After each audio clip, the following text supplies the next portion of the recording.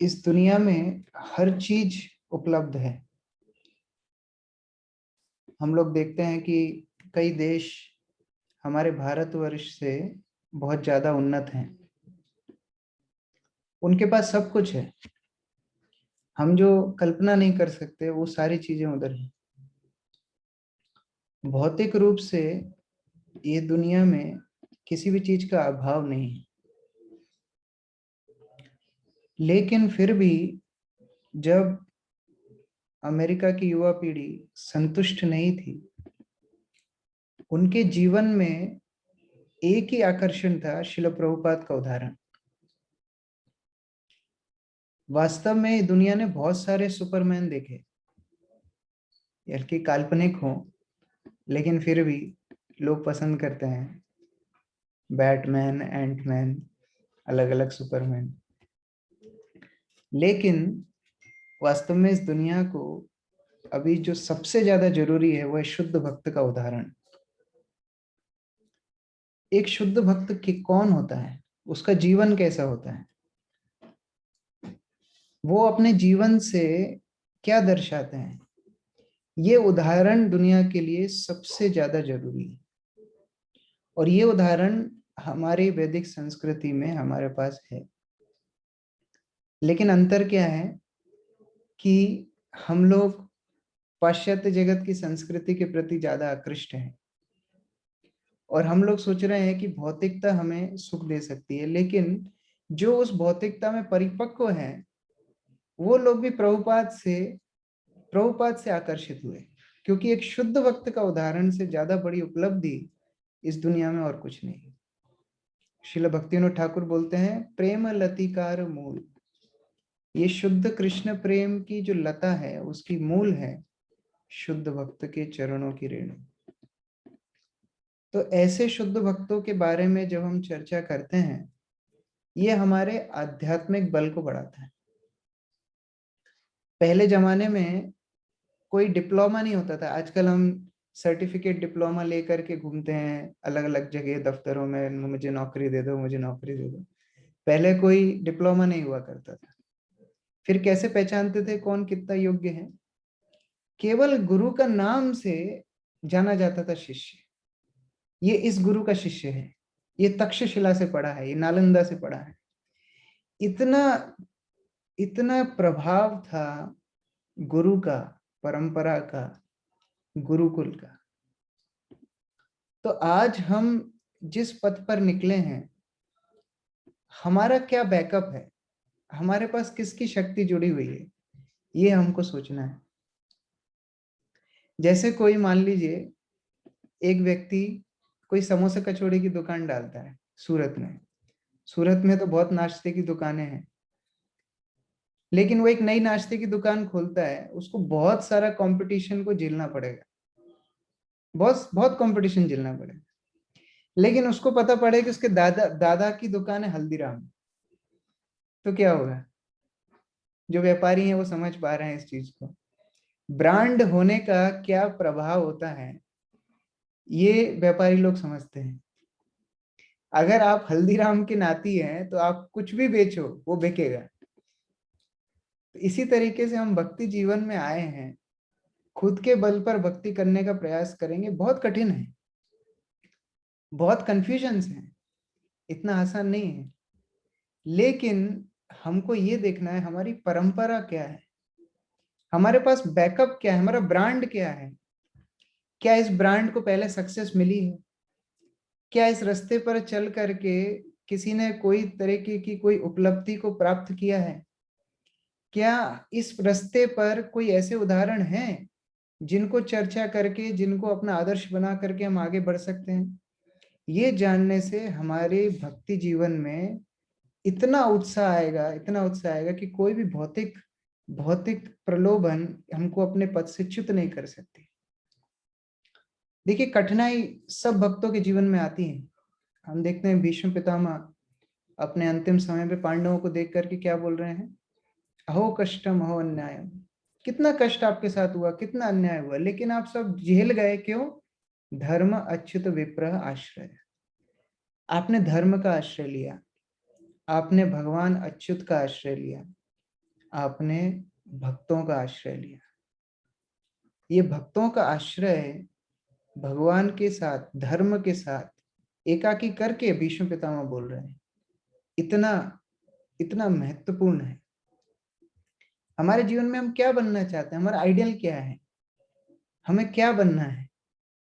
अगर हम इस संदर्भ में सोचें तो हमारे आचार्य, आचार्य मतलब अपने उदाहरण से जिन्होंने प्रस्तुत किया क्या बनना चाहिए जीवन में, ये आचार्यों की जब जीवनी हम पढ़ते हैं, समझते हैं, हमारी भक्ति के सारे सारे संदेह, सारे डाउट, सारी मुश्किल, सारे अनर्थ खत्म करने की क्षमता रखते भक्त का जीवन।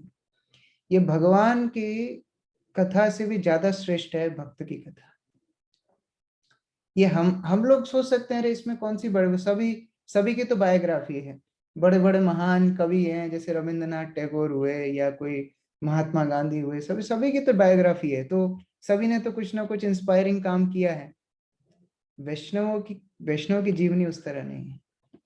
वैष्णवों का जीवन वास्तव में भागवत है, भागवत स्वरूप है वैष्णवों का जीवन।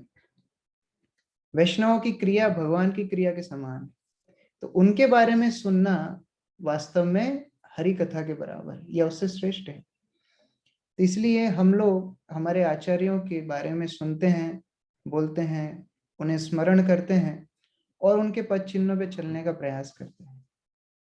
हम लोग बहुत ही महत्वपूर्ण विषय पर चर्चा करने जा रहे हैं। आप में से बहुत सारे वरिष्ठ भक्त ऐसे हैं जिनको श्रील नरोत्तम दास ठाकुर की जीवनी कंठस्थ है, उनके लिए मेरी बात एक बच्चे की बात जैसी है, तो मैं जो कोई भूल चूक करूं आप लोग मुझे बीच में करेक्ट कर सकते हैं, लास्ट के लिए भी रुकने की जरूरत नहीं है, लेकिन जितना यथासंभव मैं प्रयास करूंगा।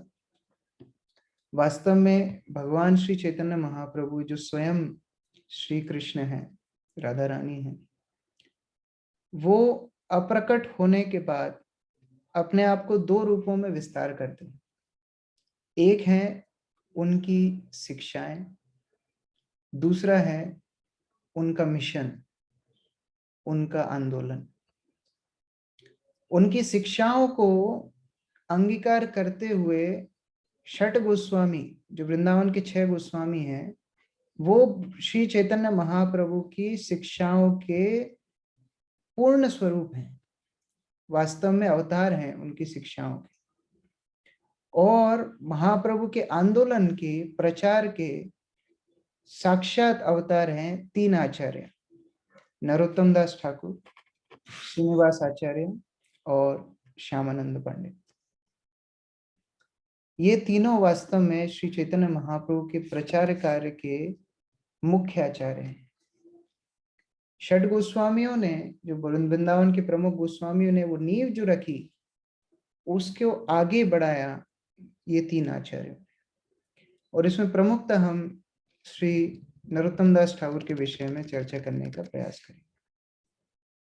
श्रील विश्वनाथ चक्रवर्ती ठाकुर जो हमारी परंपरा में महान आचार्य हैं, वो बोलते हैं नरोत्तम दास ठाकुर का हर शब्द वेद वाक्य है, हर शब्द उनसे निकला हुआ वेद वाक्य है। कई बार कृष्ण के मुंह से निकले हुए सब वाक्य भी पालन नहीं किए जाने चाहिए। कोई उदाहरण दे सकता है ऐसा? कोई उदाहरण देना चाहेगा श्रीमद् भागवत से? कृष्ण की बोली हुई बात को नहीं करना है जो, कोई उदाहरण देना चाहेगा?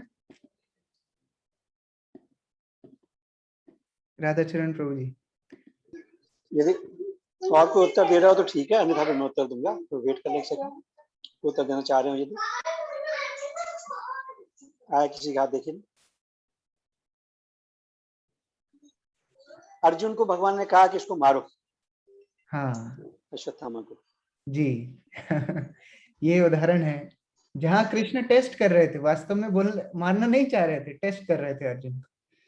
और है जो नंद महाराज को कर्म मीमांसा फिलॉसफी भगवान बताते हैं, अरे ये तो कर्म के द्वारा सब कुछ हो रहा है, आप क्यों किसी की पूजा करते हो? तो हम लोग तो कर्म मीमांसा पालन नहीं करते हैं, लेकिन भगवान कर्म मीमांसा बोल रहे हैं। तो इवन भगवान की बातें कई बार पालन करने योग्य है या नहीं है, उसको आचार्यों की दृष्टि से हम देखते हैं, लेकिन नरोत्तम दास ठाकुर के मुख से निकला हुआ हर शब्द वेद वाक्य है। ऐसा क्या है ये आचार्य में, ऐसा क्या महत्वपूर्ण है हमारे गौड़ी आचार्य तो बोलते हैं ये वास्तव में श्री चैतन्य महाप्रभु के एक अवतार ही है। इस तरह उनको उपमा दी गई है नरोत्तम महाशय। ये नरों में उत्तम नरोत्तम दास ठाकुर वास्तव में भक्ति जीवन में हमारे हीरो हैं। हीरो का क्या काम होता है? हीरो हर तरह से हमारा हृदय को आकर्षित करता है, हमारा आदर्श बनता है, हम उनके पद चिन्हों पे आगे चलते हैं। यदि हमें किसी को आइडियल बनाना है तो हमारे आइडियल इस तरह नरोत्तम दास ठाकुर के पद चिन्हों पे चल करके अपने जीवन को हम सार्थक बना सकते हैं। ऐसा क्या है इन आचार्य में? ऐसा क्या है? तो इनके जन्म के बहुत पूर्व, इनके जन्म से पहले, जब श्री चैतन्य महाप्रभु अपनी प्राकट्य लीला कर रहे थे, महाप्रभु सब भक्तों के साथ संकीर्तन करते थे। सब तरफ से भक्त लोग घेर करके महाप्रभु के साथ संकीर्तन करते थे। अलग अलग जगह पर महाप्रभु भ्रमण करते थे। चारों ओर से चारि दिखी चारे संप्रदाय करे न कीर्तन, चारों तरफ से घेर करके चैतन्य महाप्रभु को भक्त लोग कीर्तन करते थे। और बीच में मध्य नृत्य करे प्रभु सचिरनंदन, बीच में चैतन्य महाप्रभु नृत्य करते थे। मृदंग करताल अलग अलग जो सीनियर भक्त हैं वो डांस लीड करते थे। कई बार क्या होता है, बच्चे तुम लोग डांस करो, हम अभी सीनियर हो गए, अभी हम डांस नहीं। लेकिन चैतन्य महाप्रभु लीला में उल्टा है, सीनियर भक्त डांस लीड करते हैं। वक्रेश्वर पंडित 72 घंटे एक बार में नृत्य करने की क्षमता रखते हैं। एक शॉट में 72 घंटे किसको बोलते हैं? 3 दिन लगातार डांस करने की क्षमता रखते हैं। अद्वैत आचार्य, हरिदास ठाकुर सब चैतन्य महाप्रभु से उम्र में बड़े हैं लेकिन नृत्य लीड करते हैं। इस तरह बहुत सुंदर नृत्य हो रहा था, इतना सुंदर कि पूरे ब्रह्मांड में मानो हरिनाम फैल गया। इतना सुंदर कीर्तन चल रहा था।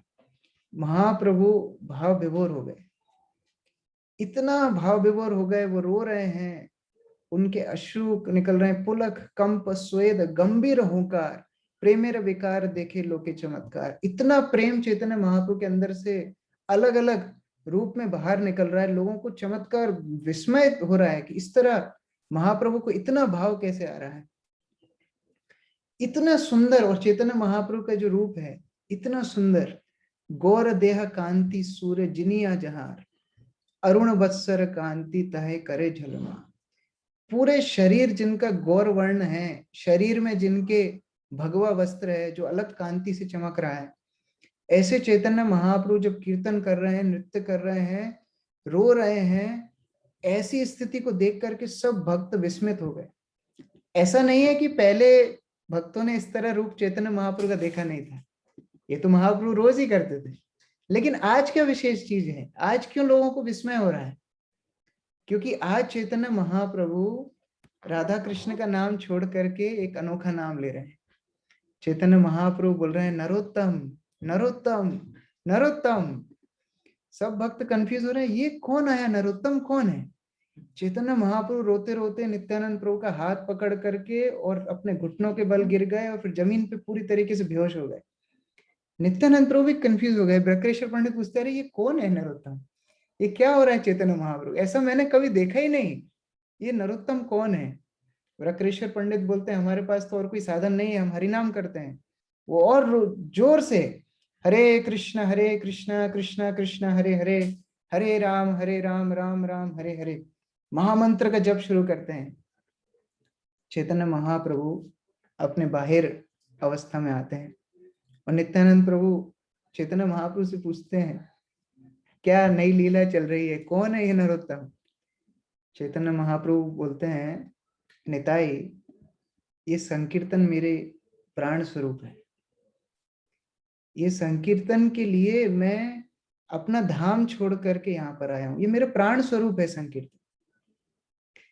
जब तुम और मैं इस भौतिक संसार से चले जाएंगे, ये संकीर्तन को कौन आगे बढ़ाएगा?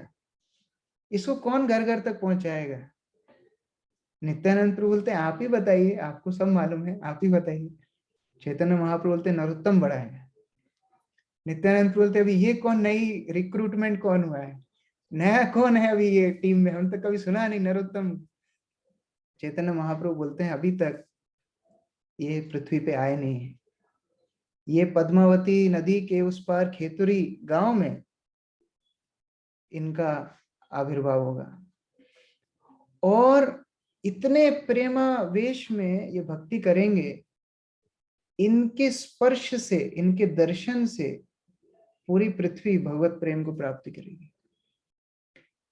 और मैं अपना हृदय का सारा प्रेम, देखिए चैतन्य महाप्रभु मतलब कौन है? श्रीमती राधा रानी, जो महाभाव स्वरूपिणी राधा ठाकुरानी।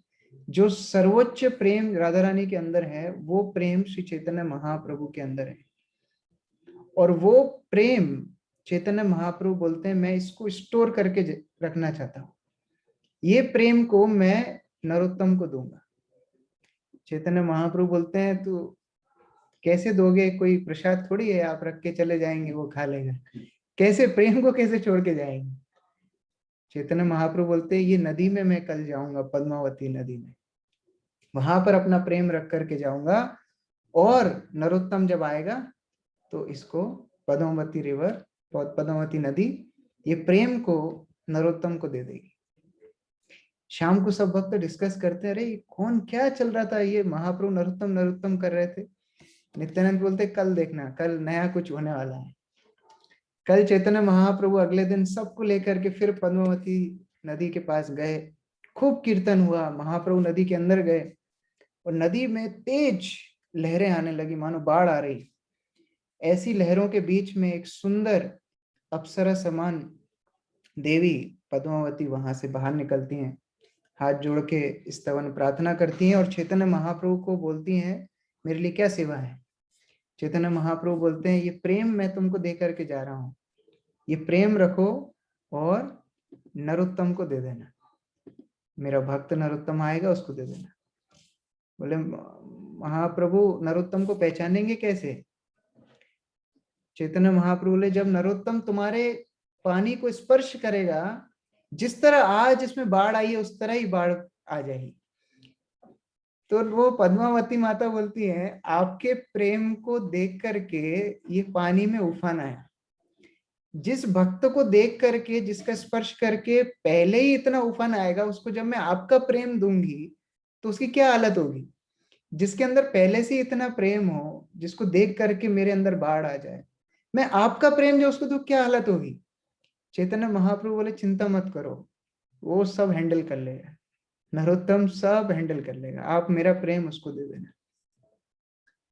पूरी जगह खबर फैल गई कि एक भक्त आने वाला है जिसका नाम है नरोत्तम, और चैतन्य महाप्रभु ने उसके लिए खुद ने ये कृष्ण प्रेम रखा है। सब भक्त इंतजार कर रहे थे, कब नरोत्तम आएगा, कब ये संसार का उद्धार करेगा। ये भक्त लोगों का एक गुण होता है, वो ईर्ष्या नहीं करते। अरे मैं इतने टाइम चैतन्य महाप्रभु के साथ था, मेरे नाम से वसीयत लिख के नहीं गए, उसके नाम से दे के चले गए। मुझे दे के जाना चाहिए था ना, इतने टाइम महाप्रभु की सेवा की, स्वरूप दामोदर, रामानंद राय सब, ये क्या कम थे क्या? ये नरोत्तम को प्रेम दे करके चले गए, ऐसा किसी ने सोचा नहीं। ये निर्मत्सरता भक्ति की शुरुआत है। तो इसी तरीके सब भक्त खुश हो गए कि वह नरोत्तम आएगा, पूरे विश्व का कल्याण होगा, पूरे विश्व को कृष्ण प्रेम मिलेगा। इस तरह नरोत्तम का सब इंतजार करने लगे। वहां पद्मावती नदी के उस पार खेतुरी ग्राम में राजा कृष्णानंद दत्त रहते थे। बहुत ही धार्मिक राजा कृष्णानंद, हमेशा ही धर्म कार्य में लगे रहते थे और उनके राज्य में किसी चीज की कमी नहीं थी। पैसा, धान्य, उनकी सती पत्नी नारायणी देवी, किसी चीज की उनके जीवन में कमी नहीं थी। हर चीज मानो स्वर्ग के समान उनका राज्य हो। लेकिन एक चीज की कमी थी, उनका कोई पुत्र नहीं था। दोनों बूढ़े भी हो रहे थे। बहुत चिंता थी, अरे राज्य को कौन आगे बढ़ाएगा। राजा के लिए एक बहुत चिंता का विषय होता है अगर पुत्र ना हो तो। बड़ी समस्या में थे, बड़ी परेशानी में थे। एक दिन इसी तरह भगवान का ध्यान कर रहे थे तो उनको एक दिव्य ध्वनि सुनाई दी, कृष्णानंदा चिंता मत करो, तुम्हें शीघ्र ही एक पुत्र होगा जिसका नाम होगा नरोत्तम, और वो पूरी दुनिया में कृष्ण प्रेम फैलाएगा। राजा कृष्णानंद टेंशन में आ गए, ये क्या मैं स्वप्न देख रहा हूँ क्या है? कुछ दिन बाद नारायणी देवी ने भी स्वप्न देखा कि एक अद्भुत व्यक्तित्व कृष्णानंद के शरीर से निकल करके नारायणी देवी के शरीर में प्रवेश करते। देखिए, हमारे आचार्य लोग कोई साधारण व्यक्ति नहीं है, इसलिए हम बोलते हैं गुरु शु नरमति। गुरु को कभी भी मर्त्य बुद्धि से नहीं देखना चाहिए। ये लोग साधारण पुरुष नहीं है, हमारे आपके जैसे नहीं है। ये लोग वास्तव में भगवान के अंश रूप, मतलब भगवान के नित्य पार्षद हैं। भगवान के विशेष कार्य सिद्ध करने के लिए आते हैं। जिस तरह भगवान के विशिष्ट गुण होते हैं, पतित जीवात्माओं के जैसे भगवान जन्म नहीं लेते, ऐसे ही महान आचार्यों के जीवन को भी हमको मर्त्य बुद्धि से नहीं देखना चाहिए।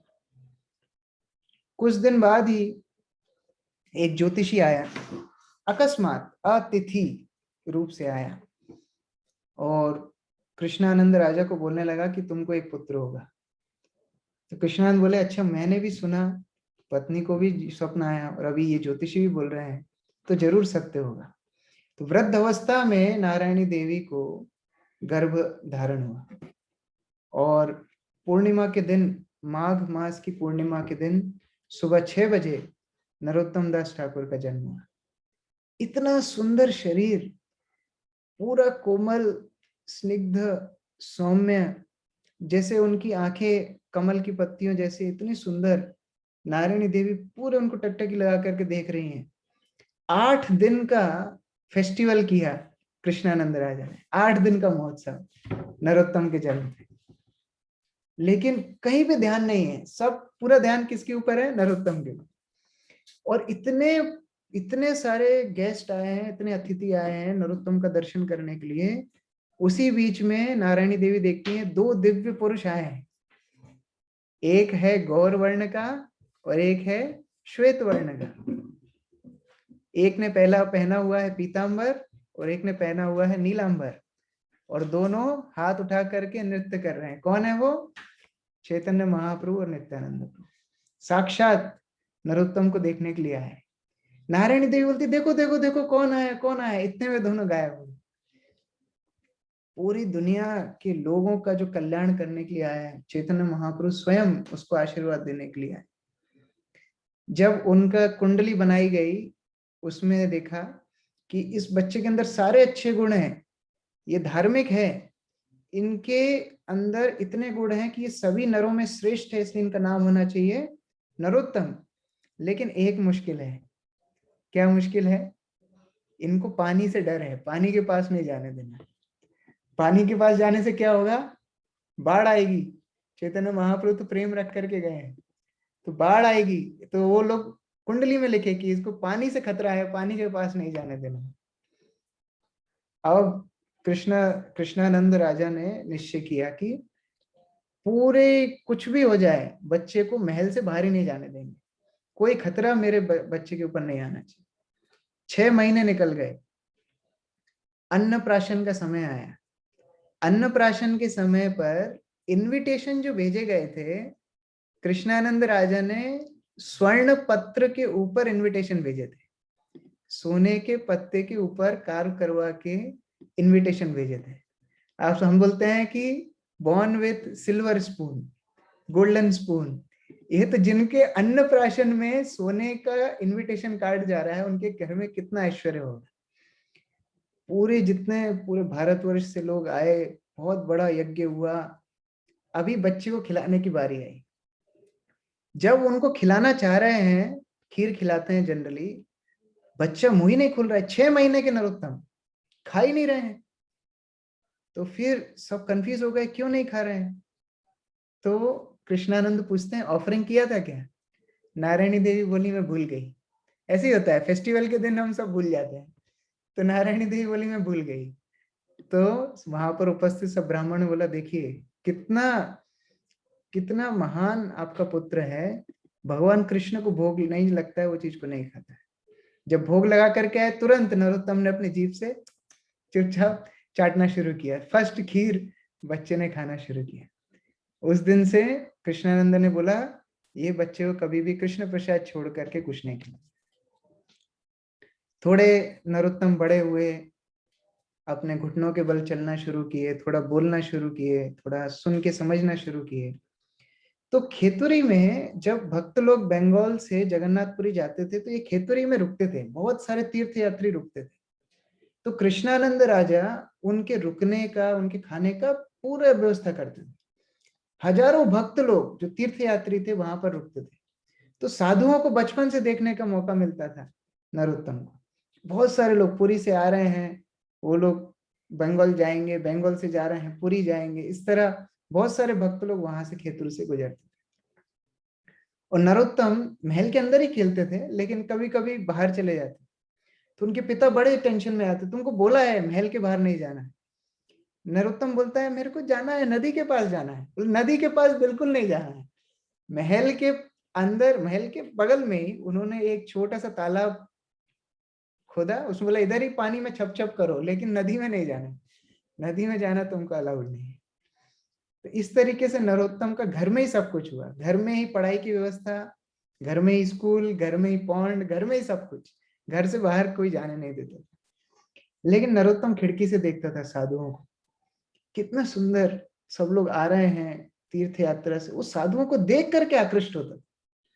और कृष्णानंद राजा भी बहुत ज्यादा धार्मिक थे, तो एक एक साधु को प्रवचन करने के लिए शाम को घर में बुलाते थे। ये हमारा सबसे बड़ा सौभाग्य होता है कि हमारे घर में कोई साधु आकर प्रवचन देते हैं, ये सबसे बड़ा सौभाग्य है। भागवत बताती है कि ऐसे जब अवसर मिलता है तो जैसे मोर वर्षा को देख करके नृत्य करती है, ऐसे हमको नृत्य करना चाहिए। तो इस तरह साधु आकर के एक एक दिन कृष्णानंद राजा के घर में प्रवचन करते। तो पहले दिन नरोत्तम आकर के बैठ गया, अभी पहली बार होश हवास है, कुछ समझ पा रहा है, बैठ गया। साधु बोलना शुरू करते हैं रघुनाथ दास गोस्वामी के बारे में। रघुनाथ दास गोस्वामी कैसे महान जमींदार के लड़के थे, 2 लाख स्वर्ण मुद्रा उनके पिता कमाया करते थे, और फिर क्या बन गए, बाबा जी बन गए। नरोत्तम बड़े ध्यान से सुन रहे हैं। बीच बीच में उनके पापा पूछते हैं नरु समझ में आ रहा है? हाँ पूरा समझ में आ रहा है। पूरा जितना वैराग्य है। बाद में रघुनाथ दास गोस्वामी कैसे नाली से जो जो चावल भगवान का अन्न प्रसाद, जो गाय भी नहीं खाती है, कुत्ता भी नहीं खा पाता है, वो राइस को उठा करके धो करके वो रघुनाथ खाते थे, वो भी सुन रहे हैं। तो ये सब शिक्षाएं नरोत्तम के अंदर चली गई। जब डिनर के समय बैठते हैं तो नरोत्तम पूछते हैं पापा हम क्यों ऐसे भोग विलास में रहते हैं, रघुनाथ दास की तरह हम क्यों नहीं घर छोड़ देते, हम क्यों ट्रेन से उठाकर नहीं खाते। तो उनके पापा बोलते हैं तुम क्या रघुनाथ बन गए क्या, ऐसे किसी को हमको अनुकरण नहीं करना चाहिए, हमारी सेवा है प्रजा की सेवा करना। नरोत्तम मन में सोचते हैं आप करो प्रजा की सेवा, मैं तो वही बनूंगा रघुनाथ दास, मुझे रघुनाथ दास के जैसा आचरण करना है। देखिए ये कितना बड़ा सौभाग्य है। आसक्ति हम सबको है, किसको आसक्ति नहीं है। किसी को अपने घर से है, किसी को अपने मोबाइल से है, किसी को खुद से है, सबको आसक्ति है। प्रसंगम अजरम पाशम आत्मना कवयो विदु, यही आसक्ति वास्तव में बंधन का कारण है। लेकिन स एव साधुषु कृतु मोक्षदारम अपाव्रतम, जब वही आसक्ति साधुओं से हो जाती है ना, वही भगवत प्राप्ति का कारण बन जाती है। नरोत्तम बचपन से वही प्राप्त कर रहे हैं, साधुओं के प्रति आसक्ति। टीचर पढ़ाते थे उसमें मन नहीं लगता था, बहुत जल्दी सीख गए संस्कृत, न्याय शास्त्र, सब कुछ वेदांत तो सब जल्दी जल्दी सीख गए, लेकिन फिर भी उनका मन पढ़ाई में नहीं था। वो खिड़की से बाहर देखते थे, वो साधु लोग जा रहे हैं, उनके साथ मिलना है। अभी नरोत्तम थोड़ा चलना सीख गए, तो चलते चलते जो द्वार द्वार पे जो द्वारपाल थे, उन लोगों को नरोत्तम उनका हाथ खींच के बोलते थे मुझे बाहर लेके जाओ ना। नहीं आपके पिताजी ने मना किया है, नहीं थोड़ा बाहर लेके जाओ ना। जब इतना इतना सुंदर बालक इतना प्रेम से बार बार जिद्दी करते थे, तो वो लोग भी रोक नहीं पाते थे, बोलते चलिए। तो एक एक करके उनको घुमाने के लिए लेके जाते। तो ऐसे घूमते घूमते वो एक साधु से मिल गए जिनका नाम था कृष्णदास बाबा जी। ये श्री चैतन्य महाप्रभु के एक बहुत ही अंतरंग पार्षद थे और अभी खेतुरी में थे। इनके साथ दोस्ती हो गई, छोटा नरोत्तम और बूढ़े कृष्णदास बाबा जी, इन दोनों की दोस्ती हो गई। अब चैतन्य महाप्रभु के विषय में नरोत्तम को पूछते, मुझे बताओ चैतन्य महाप्रभु के बारे में बताओ, बहुत सुना चैतन्य महाप्रभु भगवान है, मुझे चैतन्य महाप्रभु के बारे में बताओ। चैतन्य महाप्रभु के बारे में जब कृष्णदास बाबा जी बताना शुरू कर रहे, नरोत्तम इतना उत्सुक हो गए, बोले मुझे अभी जाना है। कहाँ है चैतन्य महाप्रभु? वृंदावन में है, पुरी में है, नवद्वीप में है, कहाँ है? जब ये बात उन्होंने सुनी तो कृष्णदास बाबा जी की आंखों में आंसू आ गए, वो रोने लगे। वो बोलते हैं श्री चैतन्य महाप्रभु अपनी सारी लीलाओं को समेट करके अभी इस धरातल से जा चुके।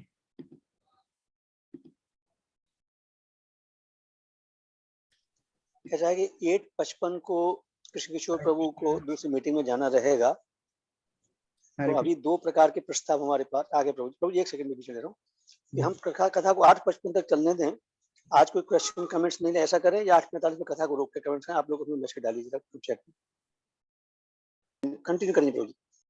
हरे कृष्ण। तो कृष्णदास बाबा जी रोने लगे और रो करके बोलते हैं कि चैतन्य महाप्रभु ने वास्तव में अपनी लीलाओं को पूर्ण करके अभी भगवत धाम चले गए। छोटा सा बालक नरोत्तम इतना रोने लगा, इतना रोने लगा, मैं चैतन्य महाप्रभु को देख नहीं पाया। चैतन्य महाप्रभु को अपना जीवन देना चाहता था, उनको मैं देख नहीं पाया, इतना रोने लगे। कृष्णदास उनको समझाते, अरे चिंता मत करो, महाप्रभु हैं, अपने भक्तों के साथ है, अपनी कथा में। नरोत्तम छोटा बालक है, उनको कैसे, वो तो रोता ही जा रहा है, रोते ही जा रहा है। कृष्णदास बाबा जी बोलते हैं चिंता मत करो, मैं रोज आकर के तुम्हारे घर पे तुमको चैतन्य महाप्रभु के विषय में बताऊंगा, रोज आऊंगा। तब नरोत्तम थोड़ा शांत हुए। अब रोज पढ़ाई जल्दी से कंप्लीट करके नरोत्तम का एक ही फेवरेट एक्टिविटी, कृष्णदास बाबा जी के साथ बैठेंगे और कृष्णदास बाबा जी उनको चैतन्य महाप्रभु और उनके अनुयायियों के बारे में बताना शुरू करें। कभी लोकनाथ गोस्वामी के बारे में, कभी रघुनाथ दास गोस्वामी के बारे में, कभी रूप और सनातन के बारे में। रूप और सनातन के बारे में सुन करके तो नरोत्तम दास ठाकुर ने अपने आइडियल बना लिए, रूप और सनातन। ये रूप सनातन जैसा बनना है, इनको मिलना है, इनके साथ ही रहना है, ये डिसाइड कर लिया नरोत्तम दास ठाकुर। इतना इंप्रेस हो गए रूप सनातन के बारे में। अब ये सब देख करके कृष्णानंद और नारायणी, इनका टेंशन बढ़ गया। अरे ये रोज नरोत्तम बाबा साधुओं के साथ बैठा रहता है, इसका क्या होगा, बाद में क्या करेगा, इनको टेंशन होगी। तो इन्होंने बोला इसका संग थोड़ा कम कराना पड़ेगा, तो एक काम कराओ, इसकी शादी करा। तो शादी की तैयारी अभी दोनों माँ बाप करने लगे, ढूंढने लगे एक शादी करें। अब नरोत्तम अपने मन में विचार करने लगे कि मुझे वास्तव में ये सब पछड़े में पड़ना नहीं, मुझे ये सब घर गृहस्थी में रहना नहीं, मुझे रूप सनातन के पास जाना है, मुझे वृंदावन जाना है। ये उन्होंने निश्चय कर लिया। जिस दिन निश्चय कर लिया उसी दिन नित्यानंद प्रभु उनके स्वप्न में आए। देखिए भक्त की उत्सुकता होनी चाहिए। आज नित्यानंद प्रभु नरोत्तम के पास नहीं है, कोई इंटरनेट नहीं है, कोई व्हाट्सएप नहीं है, लेकिन उनकी उत्सुकता को देख करके नित्यानंद प्रभु स्वप्न में आए नरोत्तम दास ठाकुर, और स्वप्न में आकर के बोले जाओ पद्मावती नदी में नहा करके। केवल इतना ही काम करना है। क्या करना है? पद्मावती नदी में जा करके, पद्मावती नदी में जा करके नहा करके आना है। इतना काम करके आपका सब काम हो जाएगा। नरोत्तम रात में ही देखा पहरेदार है, क्या करना चाहिए, उन्होंने छत पे चढ़े, छत पे से चढ़ के किसी स्थान डाली पकड़ पकड़ के नीचे आए, नीचे पकड़ के पीछे के रास्ते से भाग करके, और जैसे मानो एक चिड़िया अपने पिंजरे से बहुत दिन बाद निकली हो, दौड़ करके नरोत्तम नदी में जा करके कूद गए। वो नदी में जैसे स्पर्श हुआ, नदी में उफान आने लगा, बाढ़ आने लगी। वो बाढ़ को देख करके पद्मावती समझ गई अभी ये रिपीट टेलीकास्ट हो रहा है, जो चैतन्य महाप्रभु के साथ हुआ था वही हो रहा है। ये कौन है? ये नरोत्तम है। पद्मावती नदी आकर के नरोत्तम के हाथ में एक स्वर्ण कमल देती है, बोलती चैतन्य महाप्रभु ने आपके लिए विशेष उपहार रखे गए हैं, ये आप स्वर्ण कमल लीजिए। नरोत्तम जैसे वो स्वर्ण कमल को हाथ में लेते हैं, वो स्वर्ण कमल वास्तव में चैतन्य महाप्रभु के रूप में बदल जाता है और चैतन्य महाप्रभु उनके शरीर में प्रवेश कर जाता है। अब इतना भाव विभोर हो जाते हैं नरोत्तम दास ठाकुर, वह नाचते हैं, कूदते हैं, रोते हैं, बेहोश हो जाते हैं। समय का कोई आभास नहीं। माता पिता ढूंढते ढूंढते आते हैं, अभी इनका कांति भी चेंज हो गई, इनका कलर भी चेंज हो गई। ये बचपन में सांवले थे, इनका कलर अभी गोल्डन हो गया, स्वर्णमय हो गया, चैतन्य महाप्रभु जैसा इनका कलर हो गया। माँ बाप पहचान नहीं पा रहे हैं ये कौन है, इतना सुंदर। नरोत्तम तो पहले से सुंदर थे, लेकिन अभी जो स्वर्ण कांति के हो गए हैं, अभी माँ बाप भी नहीं पहचान पा रहे। ऐसे जैसे बोले नहीं ये तो नरोत्तम, वैसे ही कपड़े, वैसे ही आभूषण है, नरोत्तम ही है। उनको उठा करके लाए, अभी दिन रात रो रहे हैं। अब सोचिए माँ बाप की क्या हालत हुई होगी। दिन रात बच्चा रो रहा है, ना खा रहा है ना पी रहा है, गौरांगा गौरांगा गौरांगा गौरांगा इस तरह नाम का जप कर रहा है, उनकी हालत क्या होगी। माँ बाप पूछते नरोत्तम हुआ क्या तुमको, ना मैं ठीक हूं, ऐसा बोलते फिर रोना शुरू कर देते। लोगों को लगा इनको कोई ब्रह्म राक्षस ने पकड़ लिया, तांत्रिक को बुलाया। तांत्रिक वो नरोत्तम को टच करके तांत्रिक गौरांग गौरांग बोलने लगा। तो माँ बाप को लगा कि ये इतना बड़ा ब्रह्म राक्षस है कि तांत्रिक को भी फेल कर दिया। वास्तव में ये कोई कोई पागलपन नहीं है, ये चैतन्य महाप्रभु का असर है। रघुनाथ के साथ भी ऐसे, रघुनाथ के विषय में भी चैतन्य चरितामृत में लिखा है, चैतन्य चंद्रेर कृपा हैया छे निहारे, चैतन्य चंद्रेर बातुल की रखीते पारे। बातुल मतलब होता है पागल। जो चैतन्य महाप्रभु के पागल लोग हैं, जो चैतन्य महाप्रभु के पागल अनुयायी हैं, उनको कौन रख पाएगा, उनको कौन संभाल पाएगा। ये लोग वास्तव में चैतन्य महाप्रभु की कृपा प्राप्त किए हैं, कोई भी उनको रोक नहीं पा रहा है। नरोत्तम बोलते मम्मी मैं बीमार नहीं हूं, ये कृष्ण प्रेम है। लेकिन माँ बाप नहीं समझ पा रहे हैं, बोले हम तुमको कैसे मदद करें। नरोत्तम बोलते मुझे वृंदावन जाने दो, मुझे आप वृंदावन जाने दो, अगर आप मेरी मदद करना चाहते हो मुझे वृंदावन। मम्मी उनकी बोलती सोचना भी मत, हम दोनों जहर खा के मर जाएंगे अगर तुम हमको छोड़ के जाओ, हम कभी भी तुमको जाने नहीं देंगे। दोनों, पापा और मम्मी दोनों बोलते यहाँ शालिग्राम है, यहाँ शास्त्र हैं, भक्त लोग हैं, ये सारा साम्राज्य भगवान ने हमको दिया है, इसको सेवा करो, वृंदावन क्यों जाना है, घर में रह के क्या भक्ति नहीं होती। ये तब से ही चल रहा है, अभी नया नहीं, तब से ही चल रहा है, ये युक्ति तब से ही है। नरोत्तम कोई भी बात उनके कान में नहीं जा रही, उनको केवल एक ही उद्देश्य है, रूप सनातन के पास जाना है, वृंदावन जाना है।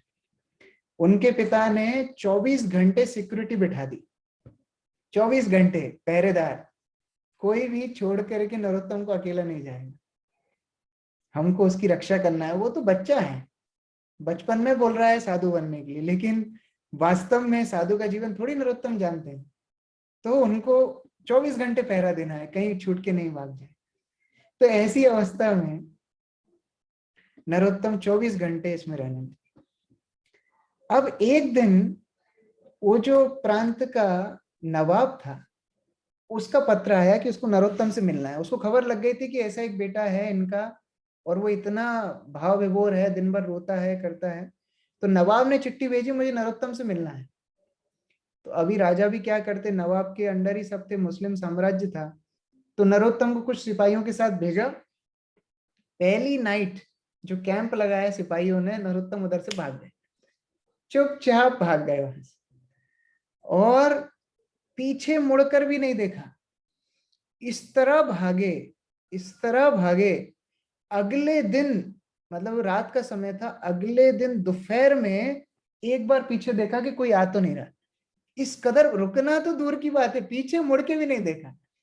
कंटिन्यूअस 12-15 घंटे भागे। उसके बाद उन्होंने देखा पीछे कोई नहीं आ रहा, भागते रहे भागते रहे। इस तरह कई दिनों भागे, 1-2 घंटे विश्राम करते थे 24 घंटे में से, और पूरा दिन भागते रहते थे, ना खाना ना पीना ना कुछ। एक दिन उनका शरीर जवाब दे गया, एक पेड़ के नीचे वो आराम करने के लिए जस्ट बैठे, और उनकी आंख लगी। जैसी उन्होंने थोड़ी देर बाद आंख खोली, वो सारे सिपाही सामने खड़े थे, पिता के भेजे हुए सारे सिपाहियों ने उनको पकड़ लिया। अभी नरोत्तम क्या करेंगे। नरोत्तम रोने लगे, मुझे वृंदावन जाने दो। सिपाही बोलते हैं तुम पागल हो क्या, तुम राजकुमार हो, तुम्हारे मुंह से ऐसी बातें सुशोभित नहीं है, तुम हमारे साथ वापस चलो, हम तुम्हारे पिता को क्या बोलेंगे। नरोत्तम जिद्दी कर रहे हैं, सैनिक भी जिद्दी कर रहे हैं। नरोत्तम उनको बोलते हैं देखो, जब किसी का पिता, जब किसी के पति, सती नारी के पति मर जाते हैं और उनको अग्निदाह संस्कार दिया जा रहा है और सती नारी उनके साथ जलना चाहती है, तुम उसको क्यों रोक रहे हो? मैं कृष्ण भावनामृत की अग्नि में अपने आप को देना चाहता हूं, मैं क्या गलत कर रहा हूं? ये संसार में हर व्यक्ति अपनी इंद्रिय तृप्ति के लिए प्रयास कर रहा है, मैं अपना जीवन कृष्ण को देना चाहता हूं, मैं क्या बुरा कर रहा हूं? आप मुझे रोक क्यों रहे हैं? जब इस तरह एक यंग बालक, एक टीनेजर इस तरह जब बात कर रहा है, वो गार्ड्स, वो सैनिक कुछ भी नहीं बोल पाए। नरोत्तम ने उनको हरि बोल टाटा बाय बाय भी नहीं बोला, फिर भागना शुरू किया और इतने तल्लीनता से कि मुझे वृंदावन जाना है, ये भी नहीं पता वृंदावन कितना दूर है, भागना शुरू किया। चैतन्य भागवत बताती है, जो इस तरह चैतन्य महाप्रभु के प्रेम में पागल हैं, जो इस तरह भक्त हैं, जो पूर्ण रूप से चैतन्य महाप्रभु की शरणागति में अपना जीवन समर्पण करना चाहते हैं, वो जब चलेंगे तो उनको सांप, बिच्छू, अग्नि, पानी ये सब भी रास्ता देंगे। तो बाकी पूरी दुनिया का तो क्या कहना है, ये लोग भी रास्ता छाट करके इनको जगह देंगे चलने के लिए। तो ऐसे नरोत्तम चलते चलते चलते एक स्थान पे आए, इतने थक गए, अपने घुटनों के बल चलने लगे और थक गए, रेंगने लगे, मुझे वृंदावन जाना है। ये दृढ़ता है नरोत्तम की, रेंग रेंग कर मुझे वृंदावन जाना है। फिर जब बिल्कुल क्षमता नहीं रही, बिल्कुल शक्ति विहीन हो गए, एक पेड़ के नीचे गिर गए, वहां पर पे स्वयं सचिनंदन श्री गौर हरि चैतन्य महाप्रभु एक बालक के रूप में आए और उनको एक पात्र में दूध दिया। उनको बोला, आप ये दूध पी लीजिए, आपका सारी थकान मिट जाएगी। लेकिन नरोत्तम इतने थके हुए थे कि वो उनको देख भी नहीं पा रहे थे, वो दूध भी नहीं पी पा रहे थे। नरोत्तम ने वो दूध का घड़ा लेकर के रखा, फिर बेहोश हो गए। फिर रूप और सनातन आए, नरोत्तम के ऊपर पानी छिड़का, उनको जगाया और रूप गोस्वामी ने बोला, नरोत्तम, हम जानते हैं कि तुम राजकुमार हो, तुम्हें इन सब की आदत नहीं है, ये कष्ट भोगने की तुमको आदत नहीं है, लेकिन चैतन्य महाप्रभु ने जो तुमको प्रेम दिया है, तुम्हारा कर्तव्य है पूरी पृथ्वी पे ये कृष्ण प्रेम देना, उसके लिए ये थोड़ा सी असुविधा उठानी तुमको पड़ेगी। ये दूध स्वयं श्री चैतन्य महाप्रभु लाए हैं, इसको पी लो और पूरे संसार के कल्याण के लिए वृंदावन जाओ। बहुत कठिन है लेकिन फिर भी जाओ। चैतन्य चरितामृत बताती है, प्रगाढ़ प्रेमेर यही स्वभाव आचार, निज दुख विघ्नादि ना करे विचार। ये गोस्वामियों ने, ये आचार्यों ने स्वयं के दुख का कोई विचार नहीं किया, इनके अंदर केवल इतना प्रगाढ़ प्रेम है भगवान के प्रति, जीवात्माओं के प्रति, ये करुणा भाव है जिसके लिए उन्होंने इतने कष्ट उठाए। नरोत्तम ने वो दूध पिया और बिल्कुल जैसे एनर्जोल, क्या बोलते, इलेक्ट्रॉल पी करके जैसे एनर्जी आ जाती है, नहीं इलेक्ट्रॉल बहुत छोटी चीज है, वो दूध को पी करके पूरी शक्ति के साथ नरोत्तम ने भागना शुरू किया। कई दिनों तक भाग करके वृंदावन जाने के लिए संकल्प किया। रास्ते में गांव की महिलाएं उनको देखती थी, रहे इतना छोटा बालक, इतना सुंदर, ऐसा साधु, कितने धन्य इसके माता पिता होंगे, ऐसा व्यक्ति क्यों साधु बना, ऐसा महिलाएं सोच रही। उनको कोई खाना देना चाहता है, कोई रहने के लिए स्थान देना चाहता है, लेकिन उनको रुकने की इच्छा नहीं है, वो भागते जा रहे हैं। 2 महीने लगे चैतन्य नरोत्तम दास ठाकुर को मथुरा पहुंचने में। मथुरा आकर के किसी ने जब बोला कि मथुरा है, नरोत्तम रोने लगे, मैं आ गया, विश्वास नहीं हो रहा है, कहा मैं राजा के महल में फंसा था, कहाँ मथुरा में आ गया।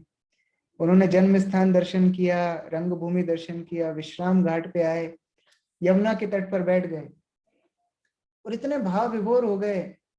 उनका प्रेम देख करके एक ब्राह्मण पास में आया, उनसे बातचीत करने लगा और उनको प्रसाद खिलाया। उनसे पूछा, आप कौन है?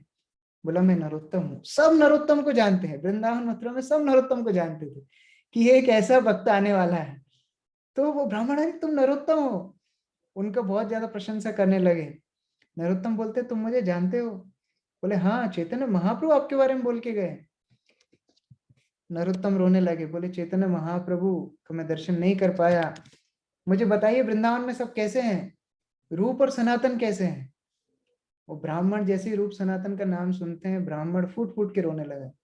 वो नरोत्तम की आंखों में आंखें नहीं मिला पा रहे, यमुना नदी को देख करके रो रहे हैं।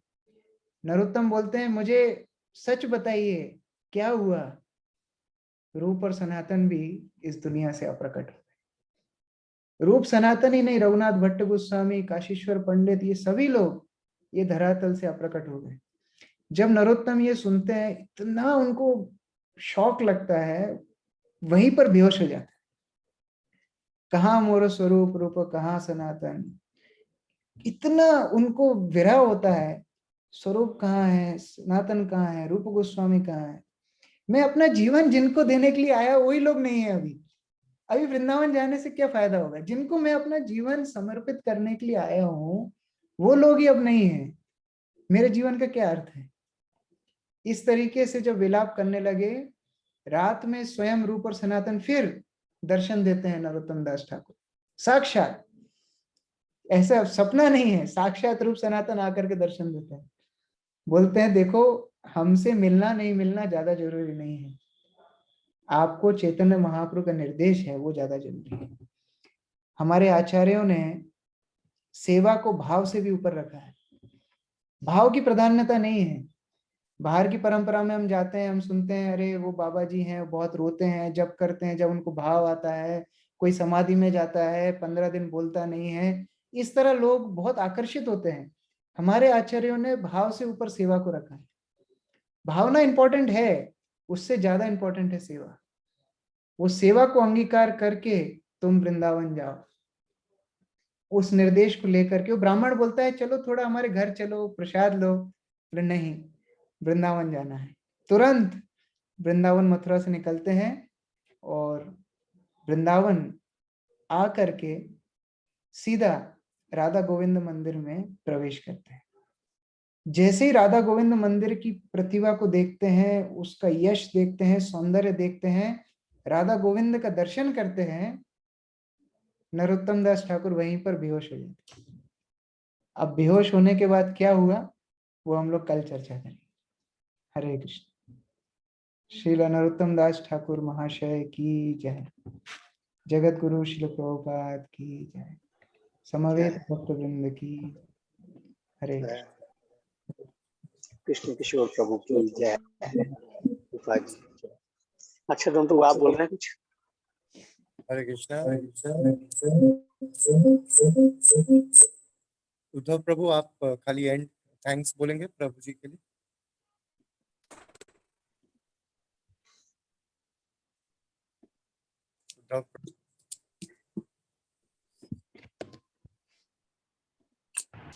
हरे कृष्णा प्रभु जी, दंडवत प्रणाम। हरे कृष्ण। दिस वंडरफुल क्लास, और सूरत में आप बहुत फेमस हो गए, ये क्लास बहुत स्वीट थी। बस एक दो थोड़े पॉइंट्स मैंने नोट किए। एक पॉइंट मैं बताना चाहूँगा जो बहुत अच्छा लगा, कि आपने बताया कि एज चिल्ड्रन हम लोग हमको चीज़ों से कितना अट्रैक्ट हो जाते हैं, हम चीज़ों से। अगर वैसे ही अगर हम साधु संघ से अट्रैक्ट हो जाए तो हमारा लिबरेशन का कारण बनेगा, जैसे नरोत्तम दास ठाकुर अट्रैक्ट हुए थे साधु संघ से। ये पॉइंट मेरे को बहुत ब्यूटीफुल लगा।